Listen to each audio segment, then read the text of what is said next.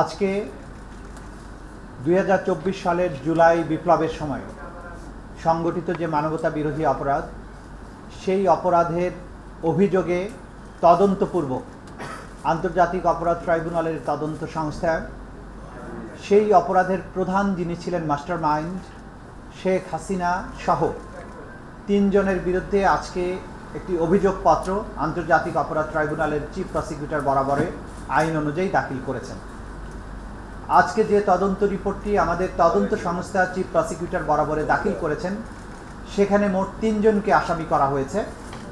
সেই 3 জন হচ্ছেন শেখ হাসিনা, দ্বিতীয় জন হচ্ছেন তদানীন্তন স্বরাষ্ট্রমন্ত্রী আসাদুজ্জামান খান কামাল, তৃতীয় জন হচ্ছেন তদানীন্তন পুলিশের মহাপরিদর্শক চৌধুরী আবদুল্লাহ আল মামুন।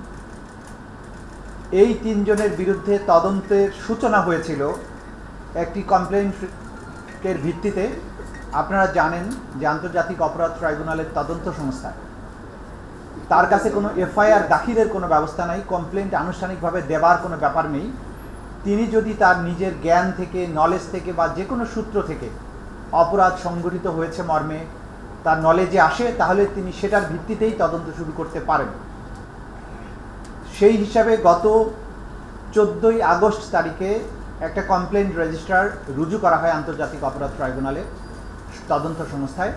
তার ভিত্তিতে 14/10/2024 তারিখে, অর্থাৎ তার 2 মাস পরে তদন্তকারী কর্মকর্তা নতুনভাবে নিয়োগপ্রাপ্ত হওয়ার পরে তিনি তদন্ত শুরু করেন এবং তদন্ত শুরু করার 6 মাস 28 দিনের মধ্যে তিনি এই জুলাই গণ অভ্যুত্থান চলাকালীন সময়ে দেশব্যাপী সংগঠিত যে মানবতা বিরোধী অপরাধ, হত্যাকাণ্ড, গুলি করে আহত করা, লাশ পুড়িয়ে দেওয়ার মতো যে সমস্ত অমানবিক কর্মকাণ্ড হয়েছিল, সমস্ত বিষয়গুলো তদন্ত করে তদন্তের প্রধান মাস্টার মাইন্ড এবং হুকুমদাতা হিসাবে, সুপিরিয়র কমান্ডার হিসাবে শেখ হাসিনার বিরুদ্ধে তদন্ত রিপোর্ট দাখিল করেছেন এবং তার সাথে তদানীন্তন স্বরাষ্ট্রমন্ত্রী আসাদুজ্জামান খান কামাল এবং আইজিপি চৌধুরী আবদুল্লাহ আল মামুনের বিরুদ্ধে রিপোর্ট দাখিল করেছেন। এই রিপোর্টটির কপি আমাদের হাতে পাওয়ার পরে চিফ প্রসিকিউটর এই রিপোর্টের সাথে দাখিলকৃত যে সমস্ত তথ্য প্রমাণাদি, যে সমস্ত ডকুমেন্টস, যে সমস্ত আলামত, সব কিছু এগুলো চিফ প্রসিকিউটর বরাবরে দাখিল করা হয়েছে। চিফ প্রসিকিউটর আইন অনুযায়ী এই সমস্ত রিপোর্ট, তথ্য প্রমাণাদি, আলামত সব কিছু বিশ্লেষণ করার পরে তিনি যদি মনে করেন যথেষ্ট প্রমাণাদি পাওয়া গিয়েছে, তাহলে তিনি সেগুলোর ভিত্তিতে আনুষ্ঠানিক অভিযোগ অর্থাৎ ফর্মাল চার্জ আন্তর্জাতিক অপরাধ ট্রাইব্যুনাল বরাবরে বিচারের জন্য দাখিল করবেন। ফর্মাল চার্জ দাখিলের পরেই বিচারের আনুষ্ঠানিক প্রক্রিয়া শুরু হয়ে যাবে আন্তর্জাতিক অপরাধ ট্রাইব্যুনালে। আমাদের যে তদন্ত রিপোর্টটি আজকে পেয়েছি, সেটাতে আমরা প্রাথমিক যে দেখেছি যা কিছু, পরিপূর্ণভাবে গো থ্রু করার জন্য, দেখার জন্য আমাদের সময়ের প্রয়োজন হবে। সেটা দেখেই আমরা পর্যালোচনা পূর্বক ফর্মাল চার্জ বা আনুষ্ঠানিক অভিযোগ দাখিলের ব্যাপারে কাজ করব। তো প্রাথমিকভাবে তার বিরুদ্ধে মূলত 5টি অভিযোগ আনা হয়েছে। সেই 5টি অভিযোগের 2টো অভিযোগের কথা শুধু আপনাদেরকে আমরা জানাবো, বাকিগুলোর কথা আজকে আমরা আপনাদেরকে জানাবো না।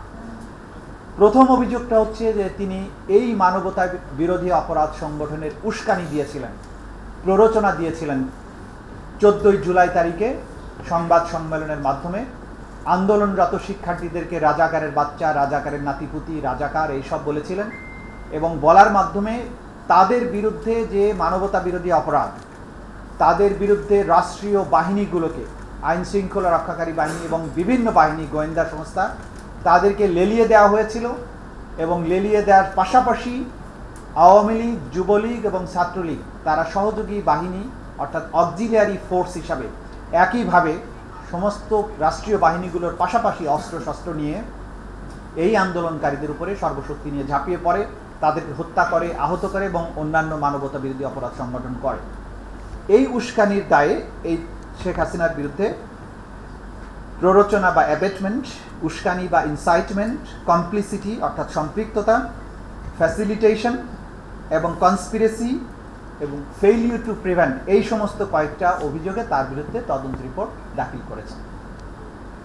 দ্বিতীয় যে অভিযোগটা এখানে করা হয়েছে তদন্ত রিপোর্টে, যেটা আমরা দেখেছি, সেটা হচ্ছে সরাসরি নির্দেশ। আমাদের তদন্ত সংস্থা তদন্তে শেখ হাসিনার কিছু টেলিফোনিক কনভারসেশন যেগুলো জব্দ করেছেন, একাধিক কনভারসেশন, অনেকগুলো কনভারসেশন, যেখানে তিনি বারবার সুস্পষ্টভাবে নিশ্চিত করেছেন যে তিনি রাষ্ট্রীয় সকল বাহিনীকে নির্দেশ দিয়েছেন হেলিকপ্টার, ড্রোন, এপিসি সহ মারণাস্ত্র ব্যবহার করে নিরস্ত্র নিরীহ আন্দোলনকারী যে সিভিলিয়ান পপুলেশন, যারা বাংলাদেশে একটি ন্যায়সঙ্গত অধিকার আদায়ের জন্য শান্তিপূর্ণ আন্দোলনের রত ছিল, তাদেরকে সম্পূর্ণ নিশ্চিহ্ন বা নির্মূল করার জন্য তিনি নির্দেশ দিয়েছিলেন। সেই নির্দেশের সব সরাসরি প্রমাণপত্র আন্তর্জাতিক অপরাধ ট্রাইব্যুনালের তদন্ত সংস্থা হাতে পাওয়ার প্রেক্ষিতে তার বিরুদ্ধে দ্বিতীয় অভিযোগটি দাখিল করেছেন এবং সেখানে মার্ডারের জন্য নির্দেশ, গুলি করে আহত করা, অঙ্গহানি করার জন্য যে নির্দেশ, এইটাকে সহায়তা করা, কমপ্লিসিট করা এবং কনস্পিরেসি করা এই কাজের জন্য, এই ব্যাপারে দ্বিতীয় অভিযোগটি আনা হয়েছে। বাকি তিনটি অভিযোগ বিভিন্ন স্পেসিফিক ঘটনার প্রেক্ষিতে, শেখ হাসিনার নির্দেশের প্রেক্ষিতে অপরাধগুলো যেভাবে সংঘটিত হয়েছে, কিভাবে মানুষকে মারা হয়েছে, কিভাবে বাকি অ্যাট্রোসিটিগুলো করা হয়েছে, সেই ব্যাপারে সুনির্দিষ্ট ঘটনা কেন্দ্রিক তিনটি অভিযোগ আনা হয়েছে, যেগুলো বিস্তারিত আজকে আপনাদের সামনে আমরা প্রকাশ করছি না। এই তদন্ত রিপোর্ট প্রাপ্তির মাধ্যমে জাতির যে বিচারের ব্যাপারে যে জাতির কোয়েস্ট, এই জাতির যে আকাঙ্ক্ষা, যে জুলাই আগস্টে শান্তিপূর্ণ প্রতিবাদ বিক্ষোভ চলাকালে বাংলাদেশে এই রিপোর্ট অনুযায়ী যেটা আমরা তথ্য পেয়েছি, প্রায় ১৫০০ লোককে হত্যা করা হয়েছিল। এই রিপোর্টের প্রাপ্ত তথ্য অনুযায়ী ২৫,০০০-এর অধিক মানুষকে গুলি করে আহত করা হয়েছিল। এই রিপোর্টে প্রাপ্ত তথ্য অনুযায়ী নারীদের উপরে বিশেষভাবে সহিংসতা করা হয়েছিল। এই রিপোর্টে আমরা আরও পেয়েছি টার্গেট করে শিশুদেরকে হত্যা করা হয়েছিল। আমরা এই রিপোর্টে পেয়েছি যে হত্যাকাণ্ডের পরে তাদেরকে লাশগুলোকে লাশ এবং জীবিত মানুষকে একত্রিত করে লাশ পুড়িয়ে দেওয়া হয়েছিল। এই তদন্ত রিপোর্টে আমরা আরও তথ্য প্রমাণাদি পেয়েছি। আহতদেরকে হাসপাতালে নিতে বাধা দেওয়া হয়েছিল, যারা শহীদ হয়ে গিয়েছে তাদের পোস্টমর্টেম করতে বাধা দেওয়া হয়েছিল, ডাক্তারদেরকে চিকিৎসা দিতে বাধা দেওয়া হয়েছিল। হাসপাতালে প্রধান আসামি শেখ হাসিনা নিজে গিয়ে সেখানে চিকিৎসকদের বলেছিলেন যে এই সমস্ত ভর্তি রোগীদের যেন কোনো চিকিৎসা দেয়া না হয়, এবং অনেক রোগী যন্ত্রণা সহ্য করতে না পেরে যখন হসপিটাল পরিত্যাগ করতে চেয়েছিলেন, তাদেরকে হসপিটাল থেকে পালিয়ে যাওয়ার বা কোনোভাবে চলে যাওয়ার সুযোগ দেওয়া হয়নি, যাতে করে তাদের ক্ষতস্থানগুলো পচে যায়, গ্যাংগ্রিন হয়, কেটে ফেলতে হয়, সেরকম ব্যবস্থা করার জন্য নির্দেশ দিয়েছিলেন। এরকম সরাসরি তথ্য প্রমাণাদিও আমাদের তদন্ত সংস্থা পেয়েছে, যেটা আমাদের কাছে দাখিল করেছে। এর বাইরে তদন্ত সংস্থা যেটা প্রমাণ পেয়েছে, আন্দোলনকারীদের উপরে অপরাধের দায় চাপানোর জন্য বিভিন্ন সরকারি স্থাপনায় নিজেদের লোকদেরকে আগুন লাগিয়ে দিয়ে সেটার দায় চাপানোর ব্যাপারে নির্দেশনা দেওয়া হচ্ছিল, যে ব্যাপারে সরাসরি প্রধান আসামি শেখ হাসিনার যে বক্তব্য, যে টেলিফোনিক নির্দেশ, সেগুলো সরাসরি আমাদের তদন্ত সংস্থা হস্তগত হয়েছে। সেগুলো তারা প্রমাণের জন্য এখানে আমাদের কাছে দাখিল করেছেন। এর বাইরে আমরা এই যে ২৫,০০০ মানুষের ২৫,০০০-এর অধিক মানুষ যারা আহত হয়েছেন, তাদের অনেকের মেডিকেল বা ইনজুরি সার্টিফিকেট, যাদের মৃত্যু হয়েছে, যারা শহীদ হয়েছেন তাদের ডেথ সার্টিফিকেট, হাসপাতালগুলোতে যে সমস্ত ডাক্তারেরা তাদের চিকিৎসা দিয়েছেন, যারা তাদেরকে অ্যাটেন্ড করেছেন, তারা সরাসরি সাক্ষী হিসাবে আসবেন। যারা এখানে সরাসরি ভিকটিম হয়েছেন, আহত হয়েছেন, তারা সাক্ষী হিসাবে তাদের নাম দেওয়া হয়েছে। শহীদ পরিবারগুলো যারা তাদের সন্তান বা প্রিয়জনের লাশ নিজেরা গ্রহণ করেছেন, দাপন করেছেন, তারা এখানে সাক্ষী হিসাবে আসবেন। আলামত হিসাবে বিভিন্ন কল রেকর্ড, অসংখ্য video footage, audio footage, audio clipping, এরপরে বুলেটস যেগুলো নিহতদের বা আহতদের শরীর থেকে উদ্ধার করা হয়েছে সেগুলো, বিভিন্ন হেলিকপ্টারের যে সমস্ত ব্যবহার করা হয়েছে সেগুলোর ফ্লাইট শিডিউল, সেখানে কারা যাত্রী ছিলেন, কি কি অস্ত্রশস্ত্র ব্যবহার করা হয়েছে সেগুলো, বিভিন্ন জাতীয় আন্তর্জাতিক সংস্থা থেকে প্রাপ্ত যে সমস্ত ডকুমেন্ট, তথ্য প্রমাণাদি, বিভিন্ন সংস্থার কাছ থেকে তাদের ইন্টারনাল ইনকোয়ারির প্রেক্ষিতে যে সমস্ত তথ্য প্রমাণাদি তারা পেয়েছেন এই জুলাই আগস্টের মানবতা বিরোধী অপরাধ সংক্রান্ত, সেসব ব্যাপারে তথ্যাদি, অনেক সাক্ষীদের জবানবন্দি যারা ম্যাজিস্ট্রেটের কাছে দিয়েছেন সেগুলো, অনেক আসামি যারা জবানবন্দি দিয়েছেন, সে স্বীকারোক্তি দিয়েছেন, সেগুলো সামগ্রিকভাবে এই অপরাধ প্রমাণের জন্য যা যা দরকার সেই ধরনের সাক্ষ্য প্রমাণ তদন্ত সংস্থা দাখিল করেছেন। আমরা আশা করছি স্বল্প সময়ের মধ্যেই আমাদের আন্তর্জাতিক মান বজায় রেখে এবং বিচারে যাতে কোনো ত্রুটি না থাকে সেই বিষয়গুলোকে সামনে রেখে এই বিষয়গুলো বিশ্লেষণপূর্বক আমরা ফর্মাল চার্জ তৈরি করে আদালতে দাখিল করব এবং তারপরেই আনুষ্ঠানিক বিচার শুরু হবে। একটি বিষয় আপনাদেরকে আমরা নিশ্চিত করতে চাই, দেশব্যাপী মানুষের মধ্যে চাহিদা আছে দ্রুত বিচার শুরু করার জন্য, কিন্তু আপনাদেরকে আমরা বলে দিতে চাই বিচার এবং আন্তর্জাতিক অপরাধ ট্রাইব্যুনালের যে বিচার, মানবতা বিরোধী অপরাধের বিচার, এটা কোনো সাধারণ বিচার নয়। রাজপথের চাপের প্রেক্ষিতে কোনো বিচার করা সম্ভব হবে না এবং সেটা কিন্তু করতে গেলে বিচার সঠিকভাবে কখনোই করা সম্ভব হবে না। এইটা একটা প্রফেশনাল জায়গা, এখানে আইনের এবং ইনভেস্টিগেশনের অনেক খুঁটিনাটি এত জটিল বিষয় আছে, আপনি চাপ দিলে এটা কখনো করা যাবে না। সুতরাং আমাদের ব্যাপারে আমরা জাতির সন্তানদেরকে আহ্বান জানাবো যে যাদের উপরে আমাদের দায়িত্ব আপনারা অর্পণ করেছেন, আমাদের উপরে আস্থা রাখুন, সঠিক বিচারটা যাতে হয়।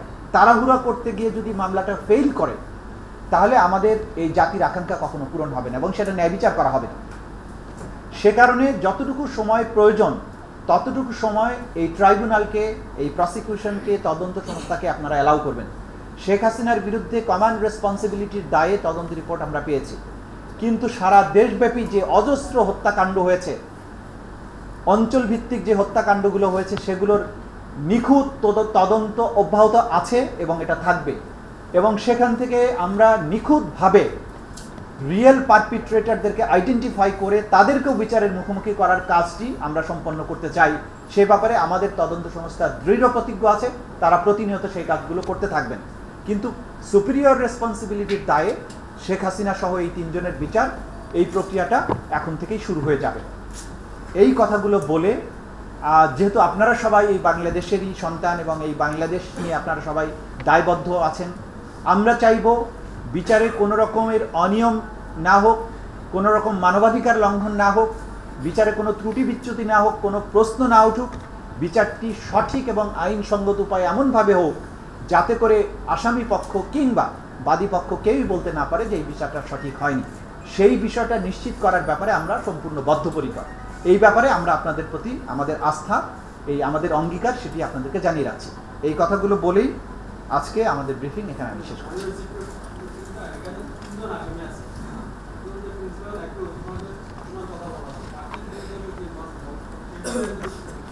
না, তদন্ত আপনাদেরকে একটা জিনিস আমি বলে দেই, তদন্ত রিপোর্ট আমাদের আইন অনুযায়ী এটা সম্পূর্ণ ক্লাসিফাইড ডকুমেন্ট। এই তদন্ত রিপোর্টের কোনো বিষয়বস্তু আমরা আদালতেও আমরা আসামি পক্ষকেও দিব না, আমরা কোথাও এটা দিতে বাধ্য নই, এটা দিতে পারবো না। সুতরাং কার বিরুদ্ধে ইনভলভমেন্ট কিভাবে কতটুকু আছে সেই বিষয়টি এটা কেবলমাত্র ফর্মাল চার্জের মাধ্যমে যখন আদালতে দাখিল করব সেখানেই বলা হবে। এটা মিডিয়ার সামনে বলার বিষয় না, বলা যাবে না। সাক্ষীর সংখ্যা, সাক্ষীদের নাম, পরিচয়, এগুলো সম্পূর্ণ ক্লাসিফাইড বিষয়। তাদের নিরাপত্তার স্বার্থে, ন্যায় বিচারের স্বার্থে এটা প্রকাশযোগ্য নয়। সংখ্যাটাও প্রকাশযোগ্য নয়।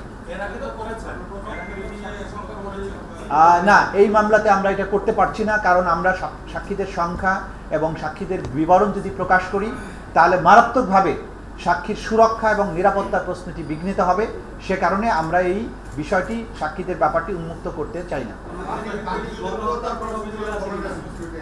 হ্যাঁ, বাকি দুজনকে সুপিরিয়র কমান্ড রেসপন্সিবিলিটির পাশাপাশি তাদের সম্পৃক্ততা, তাদের আরো অন্যান্য যে সমস্ত অভিযোগ আছে সেগুলো তাদের বিরুদ্ধে আসা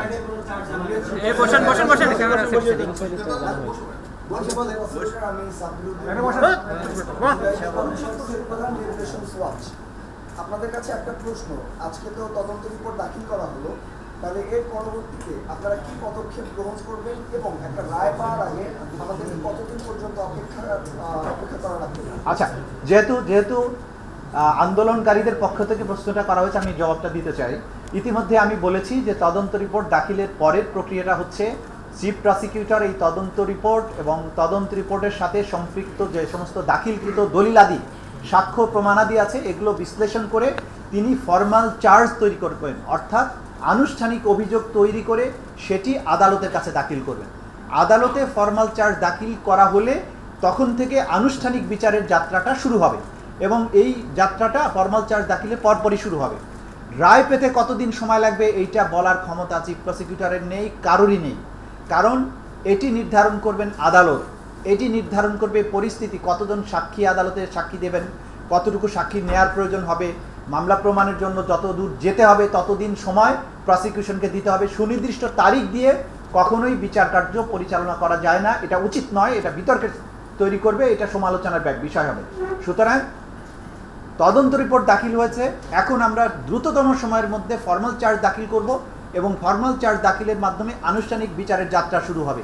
সেটা সমাপ্তি কত দিনে হবে সেটা আদালত নির্ধারণ করবেন, এটা আমাদের এখতিয়ারের বাইরে। জি,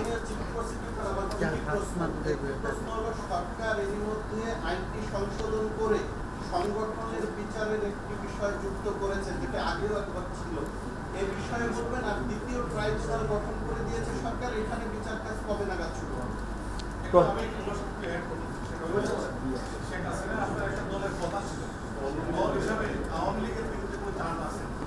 দেখুন, প্রথম কথা হচ্ছে যে সংশোধনী গত রাত্রে আইনে এসেছে, এটা আমরা দেখেছি। সেখানে রাজনৈতিক দল অথবা সংগঠন হিসেবে তারা যদি অপরাধের সাথে সম্পৃক্ত হয় তাদেরকে বিচারের আওতায় আনা যাবে বলা হয়েছে এবং বিচারে তাদের বিরুদ্ধে কি কি শাস্তি প্রয়োগ করা যাবে সেই বিষয়টিও এখানে আনা হয়েছে। গত রাত্রে মাত্র এই আইনটা প্রণয়ন করা হয়েছে। এখন আমরা ভবিষ্যতে সিদ্ধান্ত নেব যে কোনো রাজনৈতিক দলের বিরুদ্ধে তদন্ত করা হবে কিনা এবং তাদেরকে বিচারের মুখোমুখি আনা হবে কিনা। এটা আমরা প্রাপ্ত তথ্য অনুযায়ী, যেটা আপনারা জানেন যে আমাদের কোনো এফআইআর প্রয়োজন হয় না, আমাদের তদন্ত সংস্থার কাছে যদি মনে হয় হ্যাঁ এই দলটি রাজনৈতিকভাবে মানবতা বিরোধী অপরাধের সাথে সম্পৃক্ত হয়েছে, তাদের বিরুদ্ধে তদন্ত করা দরকার, তাহলে আইন অনুযায়ী তদন্ত প্রক্রিয়া শুরু হবে এবং যা যা আইনের ব্যবস্থা আছে সেগুলো চলমান হবে। মাত্র আইনটা হয়েছে, এখনই এই বিষয়ে মন্তব্য করার সময় আসেনি। দ্বিতীয় প্রশ্নটি ছিল কি বলছিলেন? দ্বিতীয় ট্রাইব্যুনাল গঠন হয়েছে, তারা আজকেই এসে যোগদান করবেন। দ্বিতীয় ট্রাইব্যুনাল গঠনের মধ্য দিয়ে আমাদের এখানে যে সমস্ত মামলা বিদ্যমান এখন আছে সেটার মধ্য থেকে কিছু মামলাকে যদি আমরা দ্বিতীয় ট্রাইব্যুনালে নিয়ে আসতে চাই তাহলে প্রজ্ঞাপনের প্রশ্ন থাকবে। সিদ্ধান্ত নিয়ে সেই প্রজ্ঞাপনের মাধ্যমে কিছু মামলা যে এই ট্রাইব্যুনালে বিচারাধীন মামলার কিছু অংশ সেখানে ট্রান্সফার করা যাবে। এটা হচ্ছে একটা প্রক্রিয়া। দ্বিতীয় প্রক্রিয়াটা হচ্ছে নতুন করে যে সমস্ত পিটিশন আমরা এখন ফাইল করব, কেসগুলো ফাইল করব, মিসেলিনিয়াস কেসগুলো ফাইল করব, সেগুলো চিফ প্রসিকিউটরের সিদ্ধান্ত অনুযায়ী চিফ প্রসিকিউটর যদি দ্বিতীয় ট্রাইব্যুনালে যে সমস্ত মামলা ফাইল করবেন সেগুলো শুনানি দ্বিতীয় ট্রাইব্যুনালের হবে। যেগুলো শুনানি প্রথম ট্রাইব্যুনালে করতে চাইবেন ওখানে পিটিশন দিবেন, সেটা সেখানে হবে। সুতরাং কোন মামলাটি কোন ট্রাইব্যুনালে যাবে নতুনগুলো, এটা মূলত প্রসিকিউশন ডিসাইড করে সেই কোর্টে যাবেন। আর পুরাতন মামলাগুলোর মধ্য থেকে কোনগুলো এখানে আসবে এটা একটা প্রজ্ঞাপনের মাধ্যমে সিদ্ধান্ত নিয়ে এখানে শিফট হবে অথবা হবে না।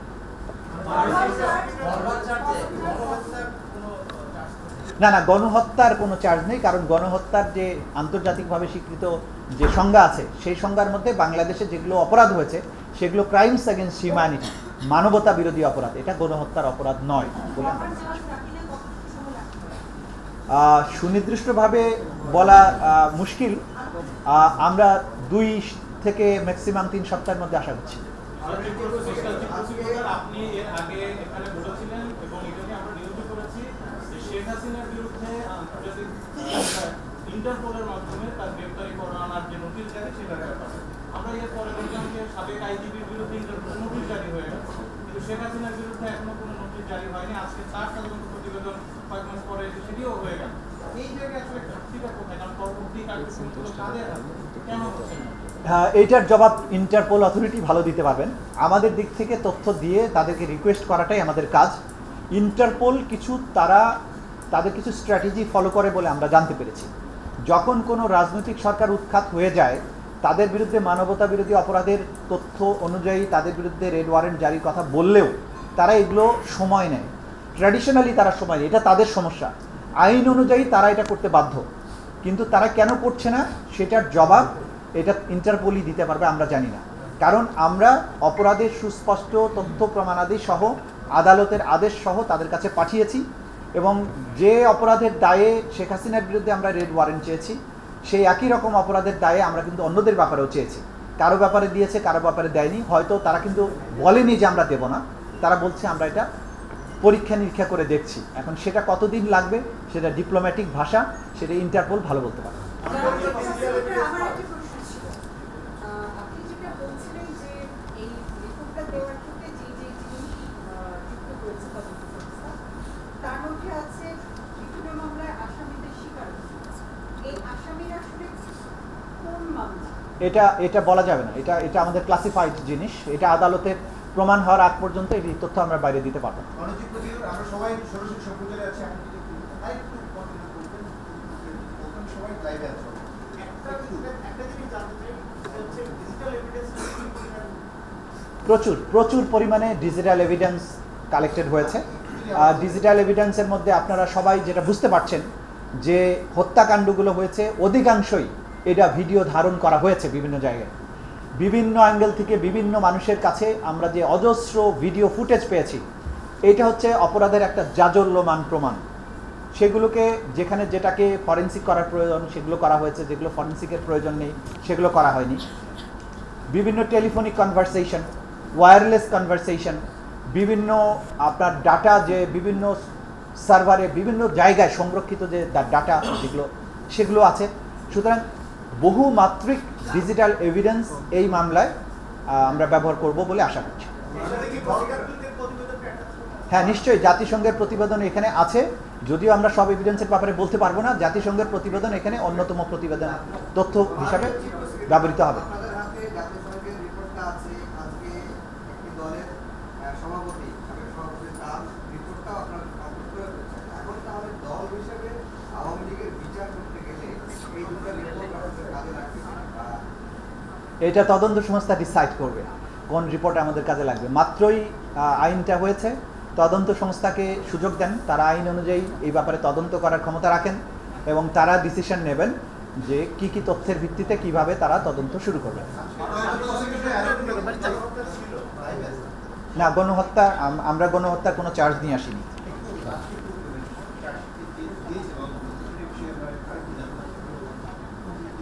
না, যেটা বলা হয়ে গেছে এটা রিপিটেশন আমরা করতে চাই না। লাইভের জন্য আপনারা অন্য কোনো প্রশ্ন করেন, আমি জবাব দিতে পারি।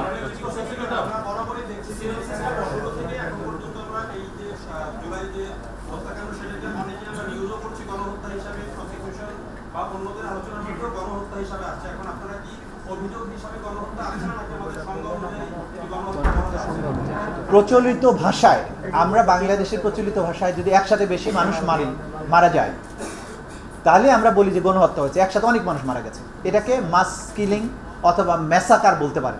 কিন্তু আইনের যেটা জেনোসাইড সেইটা কিন্তু এটা না। ধরুন 100 জন লোককে মেরে ফেলা হলো, এটা বাংলাদেশের আমরা বাংলা ভাষায় বলি গণহত্যা করেছে, কিন্তু এটা ইন্টারন্যাশনাল আইনের জেনোসাইড এটা নয়।